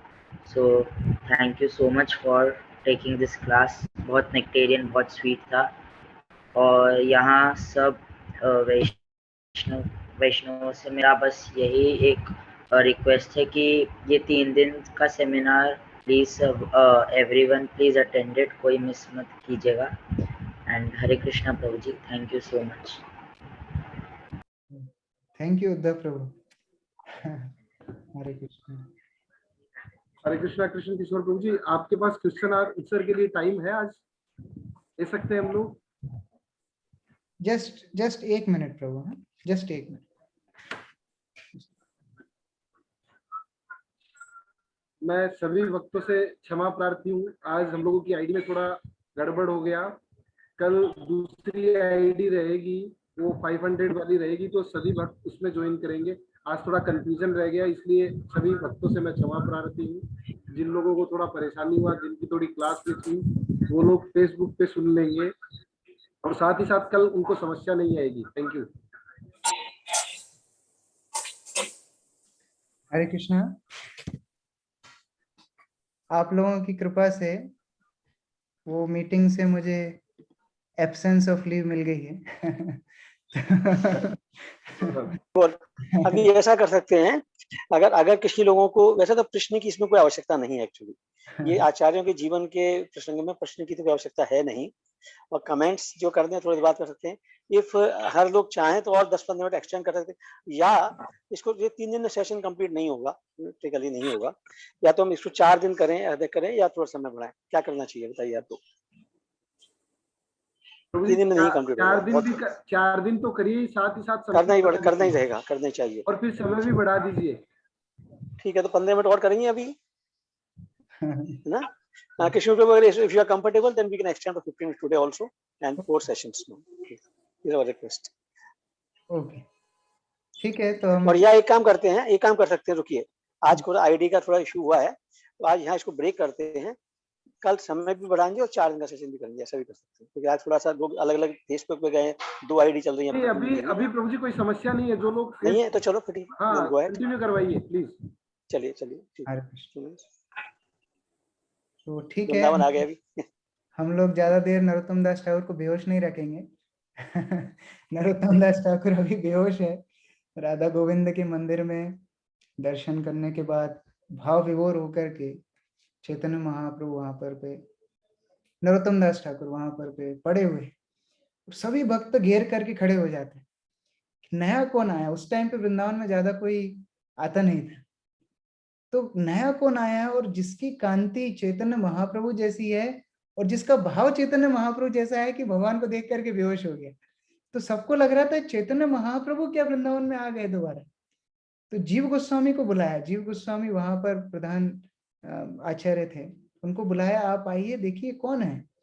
जीव गोस्वामी उनको देख करके पहचान गए, अरे ये नरोत्तम है, यही नरोत्तम है जिसको चैतन्य महाप्रभु ने बोला था कि ये आएंगे। और जीव गोस्वामी अपने थोड़ा सा पानी नरोत्तम के ऊपर छिड़कते हैं, नरोत्तम उठते हैं। नरोत्तम विस्मय से देख रहे हैं, इतने सारे भक्त उनको देख रहे हैं एक साथ, और सामने जीव गोस्वामी खड़े हैं। नरोत्तम दास ठाकुर को जीव गोस्वामी बोलते हैं, वेलकम टू वृंदावन धाम, आपका वृंदावन धाम में स्वागत है, मैं जीव हूँ। जब नरोत्तम दास ठाकुर ने से जीव गोस्वामी, जिनके बारे में अभी तक सुनते थे, साक्षात अभी तो क्या हम लोग वीडियो देखते हैं, इतना कुछ वो एक्साइटमेंट अभी नहीं है। वो एक्साइटमेंट जो 2 महीना वृंदावन पैदल भाग करके, घर से छूट करके, सिपाहियों से बच करके, और जिनके बारे में बचपन से सुनते आ रहे थे, सामने फर्स्ट टाइम जो जीव गोस्वामी को देखा, नरोत्तम दास ठाकुर भाव विभोर हो गए, पूर्ण रूप से उनको प्रणाम कर रहे हैं, बार बार रो रहे हैं। जीव गोस्वामी नरोत्तम को गले से लगाते हैं, बोले आपका प्रतीक्षा पूरा वृंदावन कर रहा था, पूरा वृंदावन। सब एक एक भक्त से जीव गोस्वामी नरोत्तम दास ठाकुर को मिलाते हैं और बोलते हैं क्या आप ज्यादा थके हैं? अब 2 महीने कोई भाग के आया हो तो थका तो हो गई, लेकिन जीव गोस्वामी बोलते हैं अगर आप ज्यादा नहीं थके हो तो मैं आपको एक जगह ले जाना चाहूंगा, एक बहुत सुंदर जगह है। तो नरोत्तम बोलते हैं मेरे जीवन, अब मैं I am living my life now, अब मैं अपना जीवन जी रहा हूँ। कितने मैं मर रहा था इसको देखने के लिए, अब आप मेरे साथ जो करना चाहते कीजिए। ठीक है, जीव गोस्वामी बोलते चलो मेरे साथ। उनको ले करके जाते हैं कहाँ कहाँ, उद्यान में, कुंज में घुस के, अलग अलग छोटे छोटे पेड़ों के बीच में से एक महान भक्त आचार्य, एकदम दुबले पतले से बूढ़े, वहां पर कुंज में बैठ करके हरि नाम जप कर रहे थे। जीव गोस्वामी नरोत्तम को दिखाते हैं, इनको प्रणाम कीजिए, ये हैं श्री लोकनाथ गोस्वामी। जब नरोत्तम दास ठाकुर लोकनाथ गोस्वामी का दर्शन करते हैं तो उनकी आंखों से आंसू पे आंसू बहने लगते हैं। बोलते ये मेरे गुरु हैं, चैतन्य महाप्रभु ने मुझे बोला है लोकनाथ गोस्वामी को जाकर के आप समर्पण कर, ये मेरे आध्यात्मिक गुरु हैं। फर्स्ट टाइम गुरु का दर्शन होने पे कैसा एक अनुभव होता है, हम सबको भी अपने स्तर पे होता है। तो एक महान जो कृष्ण प्रेम में डूबे नरोत्तम दास ठाकुर है, उनको कैसा अनुभव हुआ होगा। लोकनाथ गोस्वामी का फर्स्ट टाइम दर्शन कर रहे हैं। जीव गोस्वामी बोलते हैं गुरु, ये किसी को गुरु गुरु नहीं बनते हैं, ये इतने विनम्र हैं। जब कृष्णदास कविराज गोस्वामी इनके पास आए कि आप मुझे आशीर्वाद दीजिए कि मैं चैतन्य चरितामृत लिखना चाहता हूँ, तो इन्होंने बोला मैं आशीर्वाद दूंगा एक शर्त पे, मेरा नाम नहीं होना चाहिए पूरी किताब में। पूरी किताब में लोकनाथ गोस्वामी का नाम नहीं है, जबकि लोकनाथ गोस्वामी पहले आचार्य हैं जिनको श्री चैतन्य महाप्रभु ने वृंदावन भेजा। इतनी उनकी परिकाष्ठा है विनम्रता की। तो जीव गोस्वामी थोड़ा पास में ले जाते हैं। लोकनाथ गोस्वामी हरिनाम में पूर्ण रूप से मग्न। जीव गोस्वामी उनको बोलते हैं महाराज नरोत्तम आया है। जैसे नरोत्तम का शब्द, नरोत्तम शब्द सुन के लोकनाथ गोस्वामी आंखें खोलते हैं, मुस्कुराते हैं और बोलते हैं कल शाम को मुझे स्वप्न में चैतन्य महाप्रभु ने आकर के बताया था कि कल नरोत्तम आएगा। इतना देखिए कितना प्रेम नरोत्तम के लिए सबका। वो लोकनाथ गोस्वामी इतना खुश हो गए नरोत्तम को देख करके, नरोत्तम को गले से लगाया। जीव गोस्वामी बोलते हैं आज तो देखिए स्पेशल गेस्ट आया है, तो आप हमारे साथ लंच कीजिए। लोकनाथ गोस्वामी लंच में क्या करते थे, यमुना के तट पे जाते थे, अपने हाथों की कुप्पी बनाते थे और पानी उठा करके 2 बार पीते थे। ये उनका लंच होता था। यही लंच है, यही खाना है, यही सब कुछ है। 2 बार हाथ की अंजलि में पानी पीना, ये लोकनाथ गोस्वामी का आहार था। तो जीव गोस्वामी बोलते हैं आपकी तपस्या तो सब जानते हैं, लेकिन आज नरोत्तम आया है तो हमारे साथ लंच पे चलिए। तो लोकनाथ गोस्वामी रेडी हो जाते हैं। अभी जीव गोस्वामी लोकनाथ गोस्वामी दोनों आगे आगे चल रहे हैं और ये नरोत्तम उनके पीछे पीछे चल रहा है और सोच रहा है मेरा कितना सौभाग्य है, मैं कहाँ खेतुरी में पड़ा हुआ था, कहाँ मुझे सिपाहियों ने घेर रखा था, आज मैं वृंदावन में आगे महान वैष्णवों के पीछे चल रहा हूँ, कितना सौभाग्य है। साथ में उन्होंने प्रसाद लिया, नरोत्तम को भी साथ में बिठाया, तीनों ने साथ में प्रसाद लिया। और जीव गोस्वामी पूछते हैं नरोत्तम अपने बारे में बताओ, कैसे यहाँ तक पहुंचे। पूरी कहानी नरोत्तम बताते हैं, कैसे कैसे वो छूटे, कैसे चैतन्य महाप्रभु स्वप्न में आए, कैसे रूप सनातन उनके स्वप्न में आए, कैसे उनको बोला कि लोकनाथ गोस्वामी उनके गुरु होंगे। जब ये बात लोकनाथ गोस्वामी ने सुनी तो बोलते हैं अरे क्या गुरु, मैं किसी का गुरु नहीं हूँ, आपके गुरु तो स्वयं श्री चैतन्य महाप्रभु है, जिसको कृष्ण प्रेम स्वयं श्री चैतन्य महाप्रभु ने दिया हो। ऐसा व्यक्ति, ऐसा आचार्य, उसको मैं कैसे दीक्षा दे सकता हूँ। लोकनाथ गोस्वामी ने बिल्कुल भी इंटरेस्ट नहीं दिखाया। नरोत्तम बोलते हैं अरे चैतन्य महाप्रभु की आज्ञा है, फिर भी लोकनाथ गोस्वामी ने बिल्कुल भी इंटरेस्ट नहीं दिखाया। नरोत्तम बोलते हैं मैं ये पूरे भौतिक संसार में एक ऐसी नाव के जैसा हूं जिसका कोई कप्तान नहीं है, कोई पार लगाने वाला नहीं है, मैं आपकी शरण में हूँ। लोकनाथ गोस्वामी देखते हैं अरे ये तो बार बार बोलते ही जा रहा है। तो लोकनाथ गोस्वामी बोलते हैं अच्छा डिसाइपल कोर्स करा है, मतलब ऐसा नहीं बोला, लेकिन उनको बोला कि थोड़ा टाइम रुको, गुरु से मिलने के बाद शिष्य को थोड़ा टाइम रुकना चाहिए। तो कम से कम सांत्वना दी। नरोत्तम बोलते हैं चलो ठीक है, कम से कम ये तो आश्वासन दिया कि रुकना है। तो नरोत्तम बोलते हैं ठीक है, यही मेरी पहली गुरु आज्ञा है कि मुझे रुकना है। नरोत्तम अब वृंदावन में रहने लगते हैं। पहले उनको जीव गोस्वामी बोलते हैं तुम बहुत लंबी यात्रा करके आए हो, थोड़ा आराम करो। तो जीव गोस्वामी की एक गुफा थी, वो गुफा में जीव गोस्वामी भजन करते थे। उस गुफा में नरोत्तम को रहने के लिए दिया कि आप इधर रहो, सामने यमुना और वो सुंदर गुफा, शीतल गुफा, उसमें नरोत्तम रहते थे। और कुछ दिन में उनको अपने फैटिक से, अपनी थकान से बाहर निकले। जब नरोत्तम ठीक हो गए उसके बाद जीव गोस्वामी बोलते हैं अरे अभी भी तुम्हारा मुंह लटका हुआ है, क्या बात है।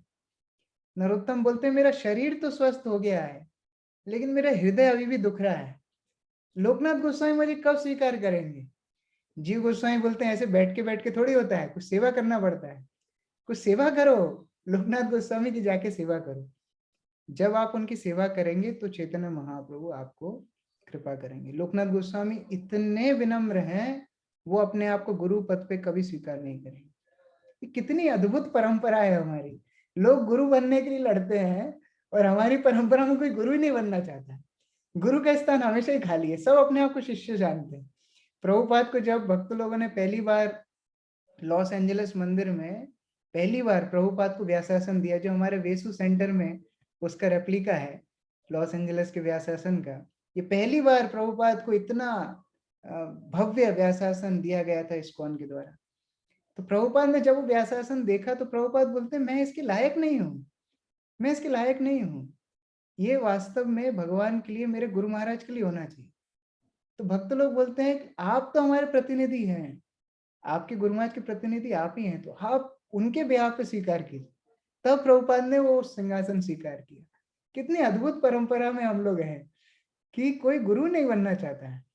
तो लोकनाथ गोस्वामी इसी तरह अपनी निष्ठा में पूरे पक्के थे, और नरोत्तम भी पूरा पक्का था कि इनसे ही दीक्षा लेना है।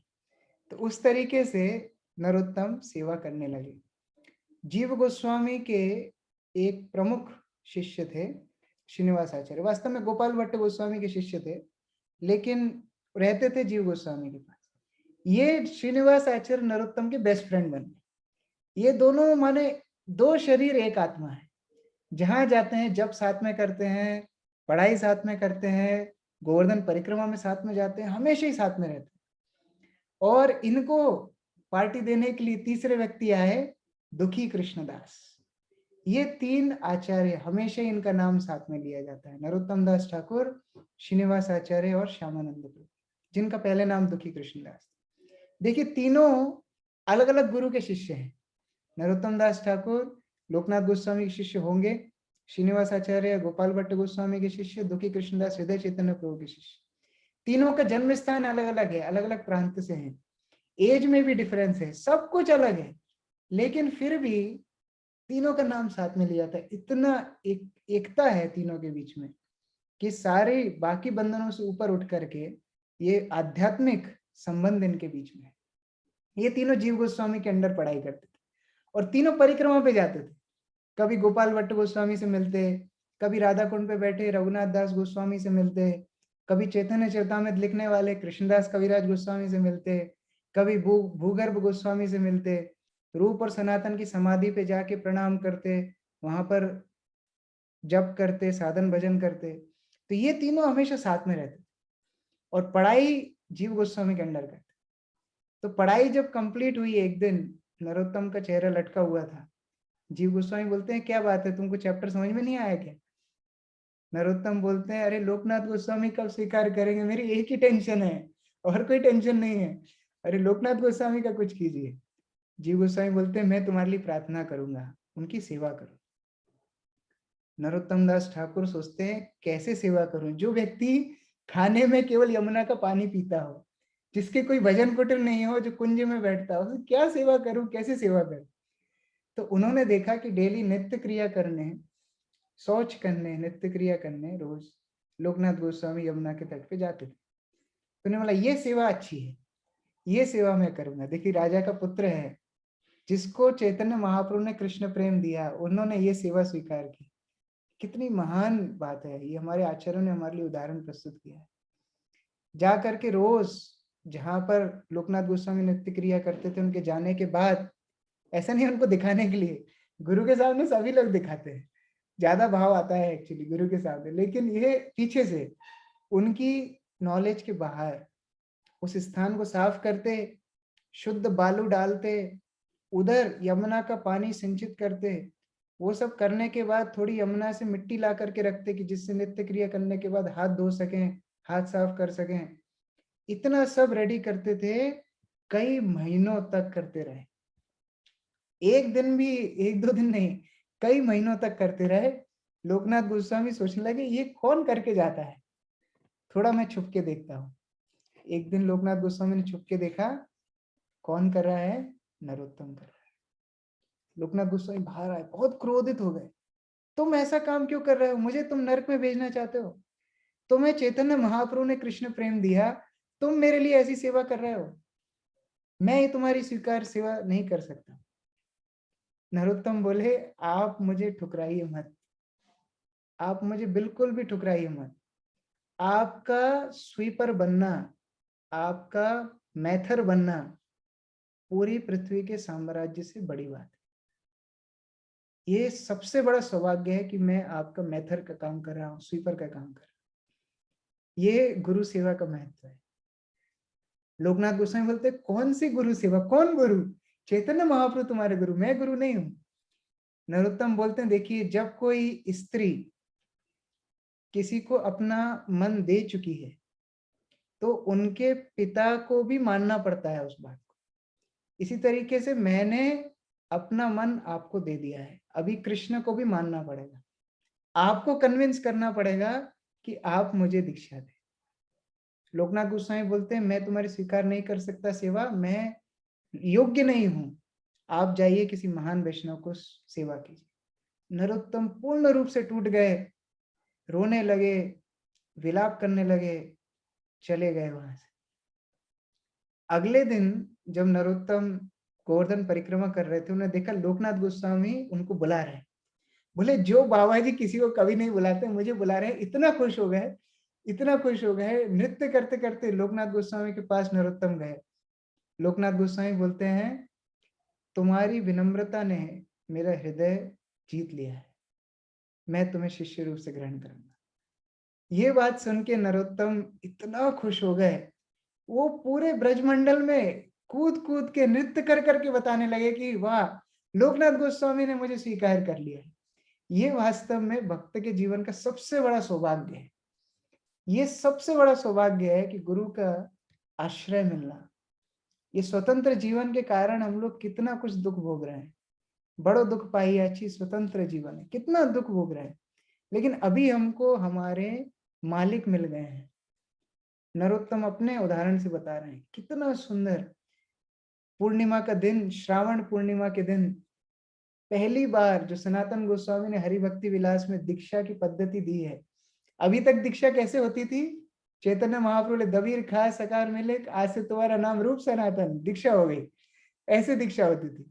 लेकिन अभी तक, अब सनातन गोस्वामी ने जो हरि भक्ति विलास लिखी है उसके अनुसार पहली दीक्षा सेरेमनी हुई नरोत्तम दास ठाकुर, जिसमें जीव गोस्वामी स्वयं ने यज्ञ किया, लोकनाथ गोस्वामी ने उनके कान में मंत्र बोला और चैतन्य महाप्रभु को बोला कि हे श्री चैतन्य महाप्रभु, इस बालक को आप अपने मिशन की जिम्मेदारी दीजिए, अपने आंदोलन की जिम्मेदारी दीजिए, अपना प्रचार कार्य इस बालक को दीजिए, ये हमेशा राधा कृष्ण का स्मरण कर पाए, आपकी सेवा कर पाए, अपनी साधना को बना पाए और वैष्णव की कभी निंदा ना करे।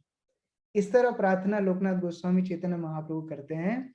और अभी नरोत्तम औपचारिक रूप से ऑफिशियली वैष्णव परंपरा में सम्मिलित हो जाते। और श्रीनिवास आचार्य और नरोत्तम बहुत प्रगाढ़ रूप से भगवान की भक्ति वृंदावन में रहकर करते हैं। हमेशा रोज गोवर्धन परिक्रमा करते हैं। गोवर्धन को देख कितने खुश हो जाते हैं। देखो भगवान की भक्त वात्सल्य देखो। कोई क्या उठाता है, कोई अपने बच्चे को सुख देने के लिए क्या कर सकता है? ज्यादा से ज्यादा कुछ खिलौना लाएगा, ज्यादा से ज्यादा कुछ कुकिंग, क्या कर सकता है? भगवान की भक्त वात्सल्य देखो, पहाड़ उठा लिया। लोग बोलते हैं ना मैं पहाड़ उठा लूंगा, ये भगवान ने करके बताया, पहाड़ उठा लिया। तो ऐसी वार्तालाप जब कर रहे थे, उनमें सुंदर बांसुरी की ध्वनि आ रही है। जब बांसुरी की ध्वनि उन्होंने सुनी, वो सुनते सुनते सुनते वो उस दिशा में जाने लगे। एक गुफा से वो आवाज आ रही थी। वो गुफा में जब जाने लगे तो उनको एक सुंदर खुशबू आने लगी, एक्स्ट्राऑर्डिनरी स्मेल, जो दिव्य खुशबू उनको जो आने लगी, ये सुगंध के पीछे वो जाने लगे। और उस गुफा में जाकर के दोनों इतने मुग्ध हो गए, दोनों बेहोश हो गए। जब दोनों बेहोश हो गए, ये श्रीनिवास आचार्य और नरोत्तम, इनको जब होश आया, सामने एक ग्वाल बालक खड़ा हंस रहा है उनको देखकर। नरोत्तम पूछते हैं आप कौन हैं? तो वो ग्वाल बाल पूछता है ये तो मुझे पूछना चाहिए, आप कौन है? आप मेरी गुफा में आए हैं, मेरे को पूछना चाहिए। वास्तव में ये ब्रजमंडल बहुत खतरे हैं, यहाँ पशु हैं, जंगल है।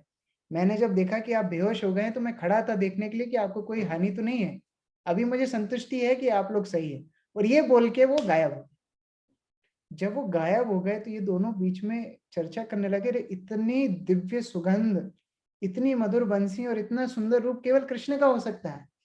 ये हमने कृष्ण का दर्शन किया, ये सोच के दोनों फिर बेहोश हो गए। उधर गुफा में पूरी दिन पूरी रात विलाप कर रहा है, रो रहा है कि अरे हमने कृष्ण का दर्शन किया, कोई सेवा नहीं की, कुछ स्तुति नहीं की, कुछ नहीं किया, और भगवान ऐसे अंतर्धान हो गए। भगवान फिर उस रात में स्वप्न में आए। स्वप्न में आकर के भगवान बोलते हैं, तुम दोनों को बहुत बुरा लगा कि मैं आया और तुम मुझे पहचान नहीं पाए, तो मैं दोबारा आया हूँ दर्शन देने। मैं ही था वो, मैं ही था जो तुम्हें दर्शन देने के लिए आया था। नरोत्तम रोने लगते हैं देख के कि आप ही मेरे प्राण हैं, राधा कृष्ण प्राण मोर युगल किशोर, आप ही मेरे प्राण हैं, मेरे जीवन की, मेरे मरण की, सबकी गति आपके चरणों में ही।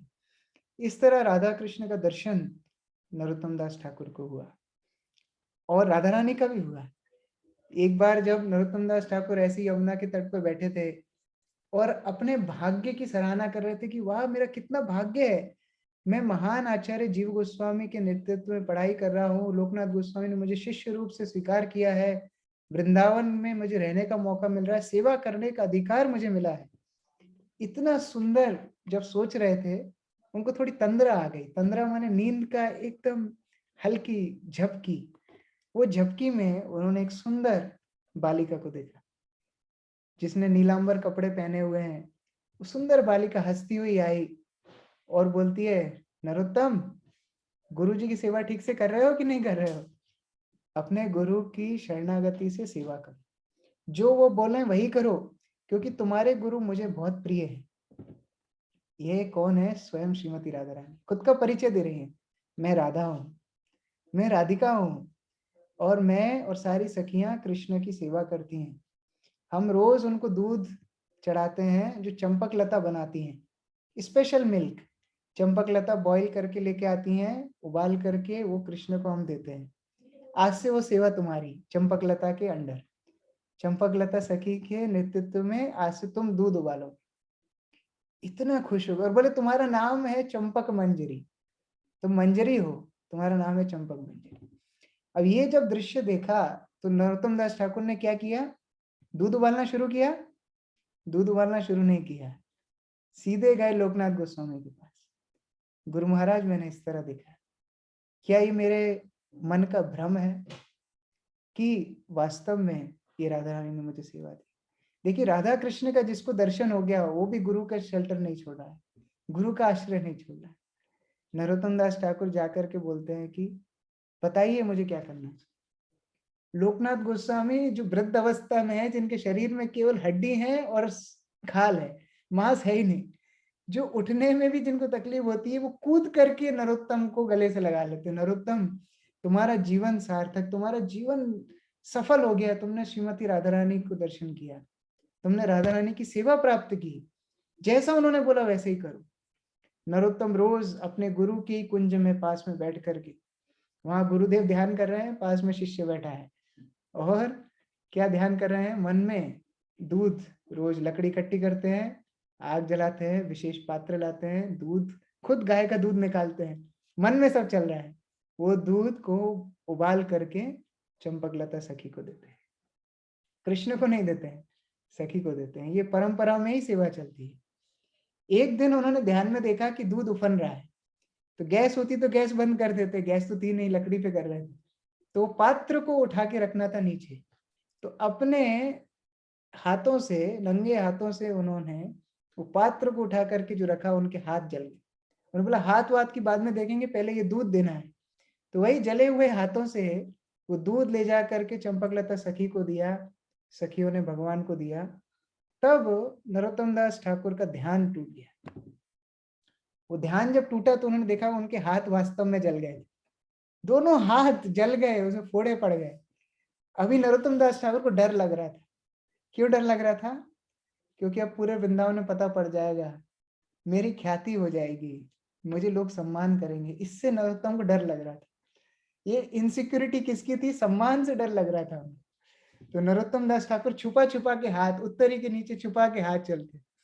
तो जीव गोस्वामी ने पकड़ लिया, क्या छुपा रहे हो, दिखाओ क्या छुपा रहे हो।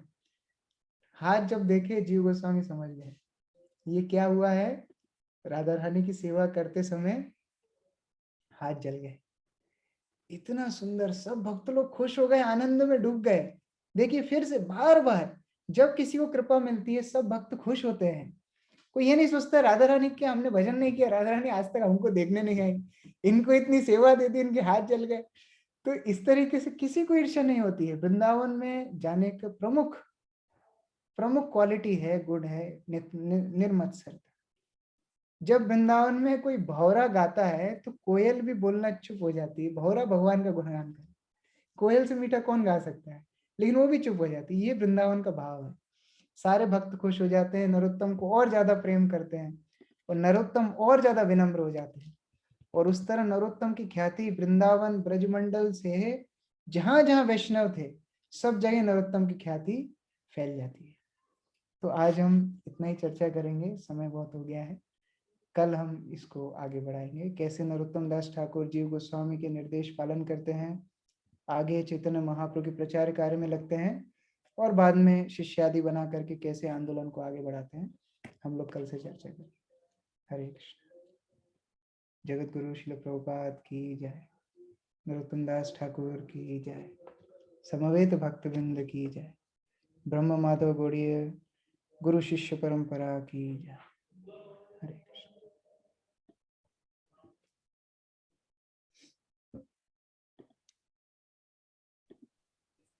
हरे कृष्णा। जय रक्षाबंधन प्रभु प्लीज।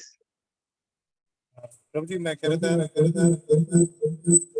कि अगर समय हो तो कुछ अगर किसी के प्रश्न हो तो नहीं, प्रश्न के जीवन में, और एक बहुत ही सुंदर रसिक मूड बना हुआ है, उसको अभी डिस्टर्ब करना अभी आवश्यकता नहीं है। कुछ लोग के प्रश्न आए चैट में भी, हमने उनको निवेदन ये कि पर्सनल डिस्कस करेंगे। इतना सुंदर भाव, इतना सुंदर मूड, इतना रसिक भाव बना हुआ है, तो उसमें अभी क्यों कुछ तर्क वितर्क के चक्कर में जाए। मेरा ऐसा एक सुझाव है, आपको ठीक लगता हो तो। समय भी हो गया है काफी, और आनंद लीजिए इसको दोबारा कल सुनिए फेसबुक पे, आराम से आनंद लीजिए। फिर प्रश्नोत्तर करना होगा। प्रश्न आचार्य के जीवन में कहाँ प्रश्न, आपको कोई कमेंट करना करें, जिसको जो कमेंट करना आप भी करिए और भी लोग करें, वो अच्छी बात। मेरा ऐसा सुझाव है कि we are in a very very wonderful mood and we don't want to disturb that mood now. किसी को वो is it okay? Yes Prabhu ji, perfect. It's wonderful mood actually, so sweet, so nectarean, so loving. या इस mood से सोइए रात को, इस mood पर चर्चा तो चलेगी तो आनंद आएगा। वंडरफुल। किसी को कमेंट करना करिए, जिस किसी को कमेंट करना हो, नए लोगों को, पुराने लोगों को, वरिष्ठ लोगों को, जो है वेलकम फॉर कमेंट्स। अपने हृदय के उद्गार व्यक्त कीजिए, जो भी लोग उपस्थित हैं वे सेंड करके या अनम्यूट करके। यस गौरांग प्रभु।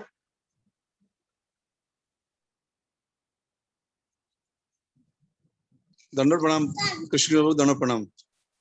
हरे कृष्णा। हरे कृष्णा। बोलो बोलो भाई बोलो, बात हाँ बोलो जी। जल्दी। हाँ, बहुत ही पहले भी काफी बार नरोत्तम दास ठाकुर का सुना है, लेकिन इतनी गहराई से और इतना रस वाला, थोड़ा थोड़ा मतलब 25% सुना हुआ होगा, 75% नई बातें बताई हैं प्रभु जी ने। और जब प्रभु जी तो बोलते हैं तो समझो जैसे फूल झड़ रहे हो। पहले ही हमारे तो खैर ये वैसे ही काफी हमें प्रिय हैं, तो बहुत सुंदर पूरा 3 दिन का ये जो सा है ये मौका दिया है, आपने दिया मौका राजचंद्र प्रभु ने, तो ये मौका हम छोड़ने वाले नहीं है। और सभी से अनुरोध है कि इसको, जैसे प्रभु ने कहा कि बार बार सुनेंगे, तो मैं भी अभी एक बार तृप्ति नहीं हुई, मैं दिन में कल एक बार सुनूंगा इसको, तब कल दूसरा बार सुनूंगा बाद में। तो तृप्ति हो जाएगी क्या? तो हो जाएगी तृप्ति क्या उससे भी? कल सुन तो कल भी नहीं होगी। बहुत सुंदर क्लास। सही बात है बहुत प्रभु जी। आनंद है। हरे कृष्णा प्रभु जी। किशोर प्रभु की वाणी सुन के तृप्ति होती भी नहीं है, प्यार से बोलते हैं और इतना अच्छा बोलते हैं। जय श्री राम प्रभु।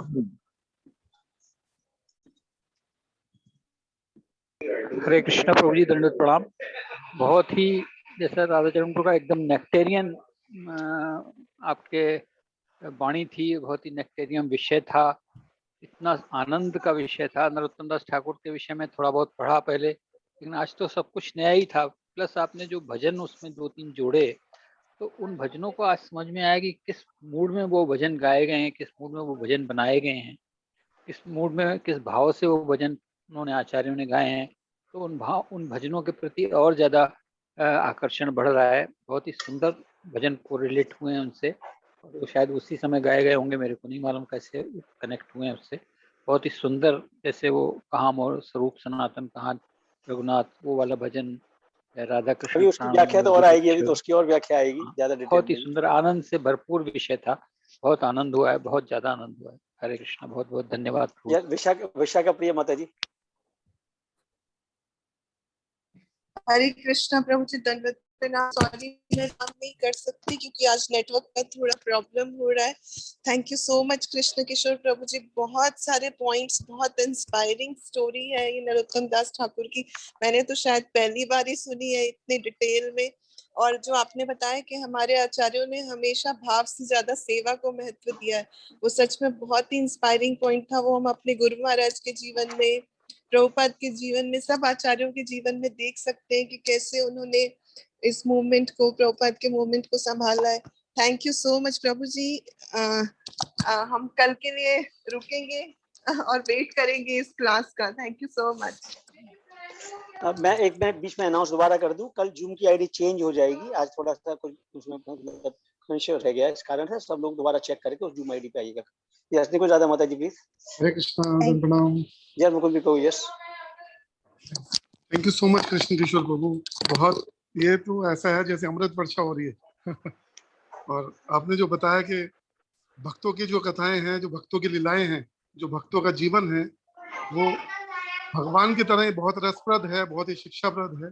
Really really wonderful. Thank you so much. यार अक्षर ब्रह्म प्रभु, अनंत जगन्नाथ प्रभु। प्रभु जी निकुंज राधा माता जी बोल रहे थे पहले। ना उनका भी डाउन किया है तो आप बोल सकते हैं। अक्षर ब्रह्म प्रभु, अनंत जगन्नाथ प्रभु। नहीं, वो मैंने कर दिया था गलती से। अच्छा अच्छा, ओके ओके। निकुंज राधा माता जी, निकुंज राधा माता जी प्लीज आप बोलिए। यस। हरे कृष्ण प्रभु जी, दंडवत प्रणाम। हरे कृष्ण प्रभु जी, वंडरफुल लेक्चर रियली। और ये जो दो भजन हम रोज मैं गाती हूँ पर मैं रिलेट नहीं कर पा रही, पर अब समझ में आया कि क्या भाव था उनका। जय अनिलो प्रेम धन, एक ये और एक राधा कृष्ण प्राण मोरा। सच में प्रभु जी सो नाइस। और सच में आप क्वेश्चन आंसर नहीं करना चाहिए, इसी भाव से सो जाना चाहिए। नहीं क्वेश्चन आंसर तर्क वितर्क नहीं इस प्रकार। नहीं, बहुत अच्छा। Thank you Prabhu ji, thank you so much. Radhachand Prabhu ji thank you, इतने अच्छे अच्छे स्पीकर ले आते हैं आप, आपको ज्यादा धन्यवाद। Thank you. Yes, Anant Jagannath Prabhu. Hare Krishna Prabhu, thank you full ये सेमिनार कि आपने बोला ना, ये बहुत अच्छा लगा कि नरोत्तम दास ठाकुर को जब स्वयं राधा ने सेवा देती हैं, दूध उबालने का, और उनको मंजीरी बताते हैं, तब भी वो गुरु के पास में गए, लोकनाथ गोस्वामी, और उन्हें उनसे मांगी। तो ये बहुत ही इम्पोर्टेंट टीचिंग्स था कि स्वयं राधा रानी दे रही है। 1 2 3 4 5 6 7 8 9 10 11 12। आवाज क्रैक हो रही है भैया, बिल्कुल नहीं आ रही है अभी ना प्लीज, आपका डेटा का प्रॉब्लम है। अक्षर ब्रह्म प्रभु। नहीं प्रभु जी, उनकी आवाज सही आ रही थी, बीच में किसी का माइक ऑन रह गया था। ये सच। अच्छा ओके ओके, कंटिन्यू करें फिर। बोलिए प्लीज आप।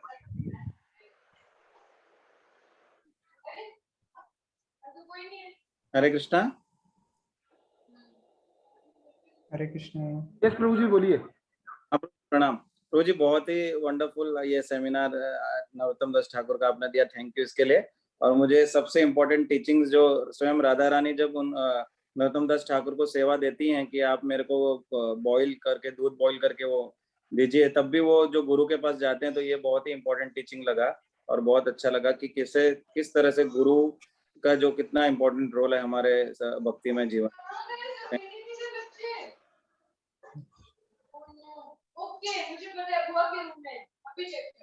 हरे अच्छा कृष्णा कुछ कहना चाहते हैं, कंप्लीट करेंगे। प्रभु जी, जब आप पूरा डिस्क्रिप्शन दे रहे थे तो एक्चुअली इमेजिन अपने आप ऐसा लग रहा था नरोत्तम दास ठाकुर हमारे सामने खड़े हैं, और आप जिस तरीके से विवरण दिए जा रहे थे, हम देख रहे हैं कि वो भाग रहे हैं, वो रो रहे हैं, वो गुरु के लिए वो कर रहे हैं। और फिर जब गुरु उनको बोलते हैं कि अच्छा मैं तुम्हें दीक्षा दूंगा, तो वो उछल रहे हैं, पूरे वृंदावन में दौड़ रहे हैं। तो वहां पे आप बहुत बढ़िया बताया कि हम कितने जन्मों से स्वतंत्र हैं, अपनी इच्छा से जी रहे हैं, लेकिन अब हम अपने जो स्वतंत्रता है वो गुरु के हाथ में दे रहे हैं। तो ये बहुत अच्छा लगा। Thank you Prabhu, thank you so much. Narottam Das Thakur की जय, श्री प्रभुपाद की जय, कृष्ण किशोर प्रभु की जय, समस्त वैष्णव वृंद की जय, समस्त आचार्य वृंद की जय। पिताई गौर वांछा कल्पतरुभ्यश्च कृपा सिंधुभ्य एव च पतितानां पावनेभ्यो वैष्णवेभ्यो जय जय श्री राधे।